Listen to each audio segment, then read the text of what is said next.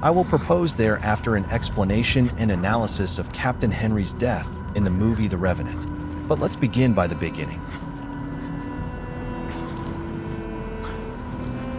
One of the most iconic and brutal sequences in modern cinema is the bear mauling of Hugh Glass, Leonardo DiCaprio.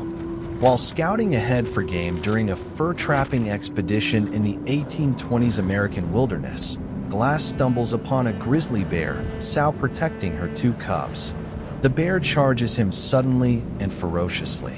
The attack is depicted as a prolonged, visceral mauling rather than a fight. The bear charges low and fast, slamming into Glass and throwing him around like a rag doll. It bites, claws, and crushes him repeatedly, ripping open his back, neck, chest, scalp, and throat, exposing muscle and nearly severing his jugular in graphic detail. Glass initially fires his rifle but misses effectively. He stabs the bear with his knife multiple times. At one point, Glass plays dead, a realistic survival tactic for grizzly attacks, causing the bear to briefly wander off. However, when Glass moves to reach his gun, the bear returns for a second assault. The struggle ends with them tumbling down a hill. Glass fatally stabs the bear, and its massive dead body collapses on top of him. The scene lasts about 6 minutes and is renowned for its realism, drawing from actual bear attack footage and expert consultations, avoiding myths like bears stalking humans for food. Glass survives but is left gravely wounded. Shredded flesh, deep gashes, exposed ribs, gullet, a punctured trachea, and near-fatal blood loss.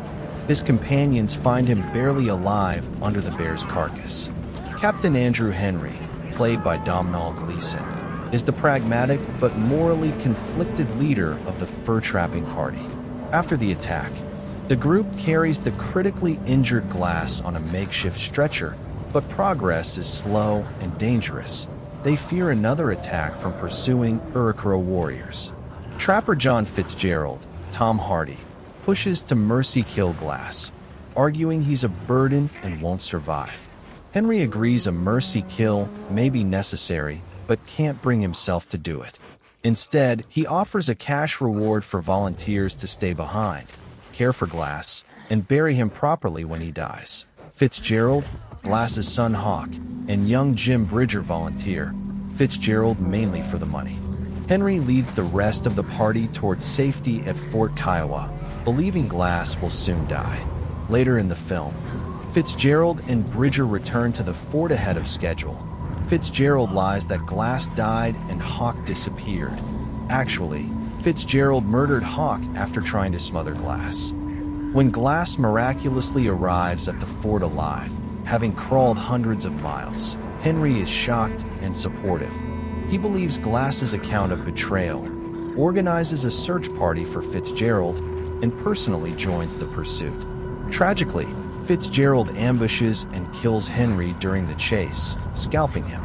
Henry represents duty and leadership in a brutal world, torn between survival pragmatism and humanity, contrasting Fitzgerald's selfishness.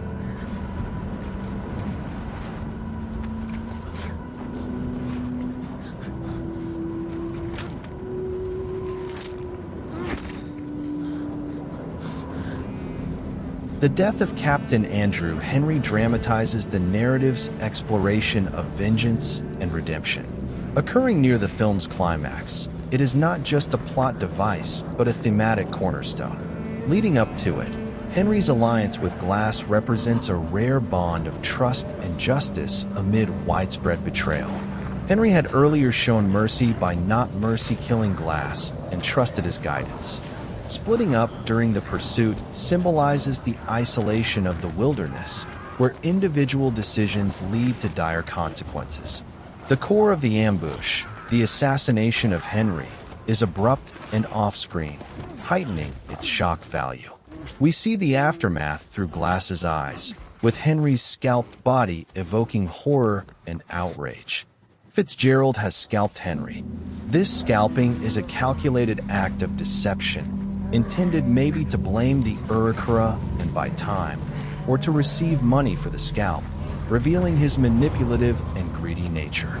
This mirrors real historical tactics in frontier conflicts, where scalping was often misattributed to Native Americans to justify violence against them. In the aftermath, Glass's use of Henry's corpse as a decoy is both pragmatic and macabre, underscoring the dehumanizing effects of survival. The ensuing fight with Fitzgerald is raw and primal. Henry's death elevates the stakes for Glass, transforming his quest from personal survival to avenging a paternal figure.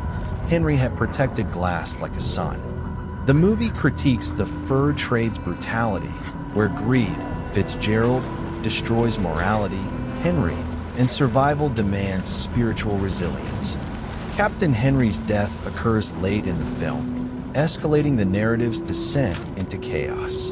After Hugh Glass miraculously survives being mauled by a bear and abandoned by his comrades, John Fitzgerald and young Jim Bridger, he returns to Fort Kiowa seeking revenge. Fitzgerald, driven by greed, has already stolen the company's payroll from the safe and fled the fort. Henry, upholding his duty as authority figure, joins Glass in pursuing Fitzgerald through the snowy wilderness. The two split up to cover more ground, a tactical decision that proves fatal. Fitzgerald, ever the opportunist and antagonist, ambushes Henry from afar. He shoots him with a rifle, killing him instantly, and then scalps the body to stage the scene as an Urakura attack, a calculated act of misdirection to evade suspicion. This scalping not only desecrates Henry's corpse, but also underscores Fitzgerald's cunning brutality, blending frontier violence with psychological warfare. Glass later discovers Henry's body, props it on a horse as a decoy, and uses it to lure Fitzgerald into a trap, turning the captain's death into a tool for personal vengeance. Iñárritu films this sequence with stark realism. The ambush by Fitzgerald is sudden and unglamorous, emphasizing the vulnerability of even authoritative figures like the one of Henry in the wild. Henry's death is not merely a plot point, but a profound symbolic pivot, marking the collapse of legal authority and the full immersion into a state of nature. As the expedition's sovereign-like figure, Henry enforces rules, mediates disputes, and represents the distant arm of civilized law, echoing the fur trade's quasi-military structure where captains held judicial power over life and death. His death dismantles this framework, leaving the survivors in a realm where might makes right, and personal vendettas replace institutional justice. With Henry gone, the fort's remnants fracture, and Glass's pursuit of Fitzgerald devolves into raw, animalistic confrontation, symbolizing a return to pre-social existence where survival instincts override moral codes. This transition evokes the state of nature as a philosophical construct, a hypothetical pre-governmental condition where humans are free but exposed to constant threat. In the film, the wilderness amplifies this, stripping away societal protections and revealing innate savagery. Fitzgerald's scalping of Henry further inverts colonial tropes, blurring lines between civilized trappers and savage natives, suggesting that all are equally primal without authority's restraint. In Leviathan, 1651, the philosopher Hobbes describes the state of nature as a war of every man against every man, where life is solitary, poor, nasty, brutish, and short, without a sovereign to enforce peace. Henry functions as this Hobbesian Leviathan, a central authority imposing order on the trapper's chaotic existence. His death shatters the social contract. The expedition's implicit agreement to follow rules for mutual protection dissolves. Fitzgerald's betrayal exemplifies Hobbesian self-interest. Unbound by fear of punishment, he prioritizes survival through treachery. The ensuing duel between Glass and Fitzgerald embodies the bellum omnium contra omnes, a brutal equilibrium where violent death is everywhere. John Locke, in Two Treatises of Government, 1689, posits a state of nature governed by natural law, reason, and equity, but vulnerable to violation without enforcement. Individuals retain rights to life, liberty, and property, but may form governments to protect them. Henry symbolizes Lockean authority. He safeguards property, the pelts and payroll, and upholds equity, as seen in his compassionate handling of Glass's injury. His murder violates these rights, thrusting characters into a lawless state where Glass must reclaim justice through self-help. This reflects Locke's justification for revolution or resistance when authority fails. Glass's revenge is a natural right exercised in the absence of a common judge. Philosophically, it critiques how fragile legal structures are in frontiers, where property disputes, Fitzgerald's theft, ignite cycles of retribution, echoing Locke's warnings about unchecked ambition eroding societal bonds. Jean-Jacques Rousseau, in the Discourse on the Origin of Inequality, 1755, romanticizes the state of nature as a realm of innocent, noble savages, corrupted by civilization's inequalities. Henry's death inverts this. As a product of civilized hierarchy, his authority is artificial and ultimately impotent against nature's indifference. The film suggests that the trapper's civilization, greed-driven exploitation, is the true savagery, with natives like the Arikara representing a more harmonious, albeit threatened, existence. Post-Henry, Glass's survival arc aligns sometimes with Rousseauian self-sufficiency. Shedding societal trappings, he communes with the wild, hallucinatory visions, raw endurance. Yet, this return is highly ambivalent. Revenge corrupts Glass's nobility, implying that even in nature, human passions are a main problem to consider. The movie critiques colonialism, where legal authority, Henry, masks exploitation, and its death exposes the myth of progress. Henry's death serves as the film's philosophical fulcrum, dividing the narrative into ordered expedition and anarchic pursuit. It enhances themes of transcendence. Glass's revenant status, rising from death, parallels humanity's emergence from nature's grip, but without authority, it risks devolution.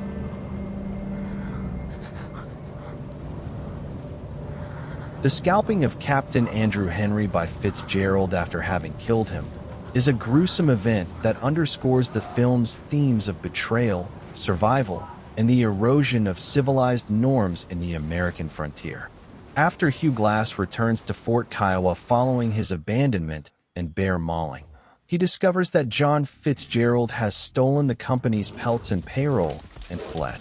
Captain Henry, as the embodiment of authority and duty, agrees to accompany Glass in pursuing Fitzgerald through the frozen wilderness.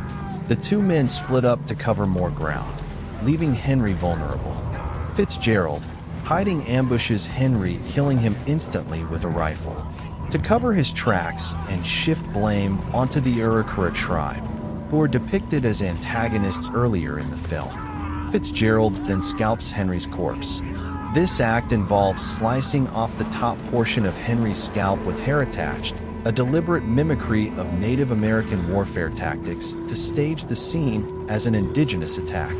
Glass later finds the body, ties it to a horse as a decoy, and uses it to draw Fitzgerald out, turning Henry's desecrated remains into a tool for his revenge. The scene is shot with raw intensity, emphasizing the suddenness of death and the moral descent into savagery, symbolizing the complete breakdown of legal order as previously discussed. The practice of removing a portion of the scalp with hair from an enemy's head has deep roots in human history, but is most famously associated with North American indigenous cultures. Archaeological evidence, such as skeletal remains from sites near the Illinois River, indicates that scalping was practiced by Native American tribes long before European contact. It likely developed independently among various indigenous groups across the world, including in North America, as a ritualistic act tied to warfare, honor, and spiritual beliefs. Among Plains Indians and tribes in the Southeast and Northeast, scalping served as a way to claim tangible proof of victory over an adversary, elevate a warrior's status, or placate the spirits of the dead. While Native Americans are credited with originating the practice in the Americas, European colonizers, particularly the French, British, and later Americans, accelerated and institutionalized it during conflicts like the French and Indian War, 1754 to 1760. Colonial governments offered bounties, monetary rewards, or land for scalps as a means of ethnic cleansing and warfare incentivization, targeting Native men, women, and children. This turned scalping into a tool of colonial violence, with settlers adopting the method themselves. For instance, in the mid-1800s, volunteer companies in California and Oregon formed to hunt and scalp indigenous people. The practice persisted into the 19th century during westward expansion, but waned as formalized warfare and treaties emerged. It's a complex cultural phenomenon, often misrepresented in media as solely savage, indigenous behavior, ignoring its pre-colonial origins and colonial amplification. Scalping among Native American tribes was a precise, ritualized act performed during or after battle, often on fallen or captured enemies, sometimes while still alive, though this was not universal. It was not intended as torture per se, but as a symbolic trophy-taking to demonstrate bravery and dominance. The technique varied slightly by tribe and region, but generally involved the following high-level steps, based on historical accounts. Preparation and incision. Using a sharp knife, traditionally stone or bone, later metal trade knives, the warrior would make a circular cut around the crown of the head, starting from the forehead, extending above the ears, and meeting at the back. This incision went through the skin and underlying tissue, but typically avoided penetrating the skull deeply to prevent unnecessary damage. Removal. The scalp was then grasped by the hair and pulled or torn away with force, separating it from the skull. In some cases, a quick yank or leverage with the knife was used to detach it cleanly. The portion removed was usually a small disc or oval, about 4 to 6 inches in diameter, including hair, symbolizing the enemy's life force or spirit. Post-removal handling. The scalp was often stretched over a wooden hoop or frame to dry and preserve it, preventing shrinkage. It might be painted, adorned with beads, or attached to a pole for display. What was done with the scalp depended on tribal customs. Among Plains tribes like the Sioux or Cheyenne, scalps were kept as war trophies, displayed on clothing, weapons, or lodges to signify a warrior's achievements and intimidate foes. In southeastern groups, they were used in rituals to honor the dead or gain spiritual power. Northeastern tribes might incorporate them into dances or ceremonies. During colonial eras, some tribes sold scalps to Europeans for bounties, adapting the practice economically. Survivors of scalping could sometimes recover if the wound was treated with herbal poultices or, later, medical interventions like trepanation to promote healing, though infection was a major risk. This description is drawn from historical records and is not an endorsement or instruction for modern replication, as scalping is a violent act with no place in contemporary society.